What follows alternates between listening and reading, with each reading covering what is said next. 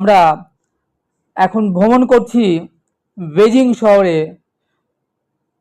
স্বর্গের বেদি। এরপর আমরা এখান থেকে আমরা হোটেলে লাঞ্চ সারবো এবং দুপুরে খাওয়া দাওয়া সেরে একটু বিশ্রাম নিয়ে তারপরে আমরা আবার সাইট সিনে বেরিয়ে যাব।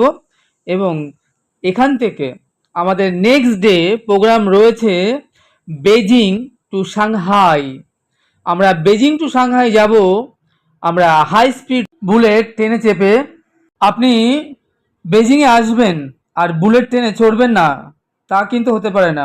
চীনের অধিকাংশ মানুষই এক স্থান থেকে আর এক স্থানে যাবার জন্য কিংবা ভ্রমণের জন্য তাদের এক নম্বর পছন্দ এই বুলেট ট্রেন, কারণ এই হাই স্পিড ট্রেনে তারা যাতায়াত করে থাকেন। চায়নাতে সড়ক পথে পরিবহন ব্যবস্থা বেশ যানজট, মানুষ বেশ নাজেহাল হয়ে থাকে। তার চাইতে এখানে মেট্রো কিংবা বুলেট ট্রেন খুবই উন্নত এবং উচ্চমানের এবং যথেষ্ট পপুলার। এই কারণে এখানকার মানুষজনেরা ট্রেনে চড়াটাকে বেশি কমফর্ট ফিল করেন এবং প্রাধান্য দিয়ে থাকেন। রেলওয়ে স্টেশন বেজিং থেকে আমরা সাংহাই রওনা হয়ে যাব। হাংকিয়াও স্টেশনের মধ্যে এই যে ডিস্ট্যান্স, এর দূরত্ব হলো 1350 কিলোমিটার। এই পথটা আমরা পাড়ি দেব মাত্র 4.5 ঘন্টায়।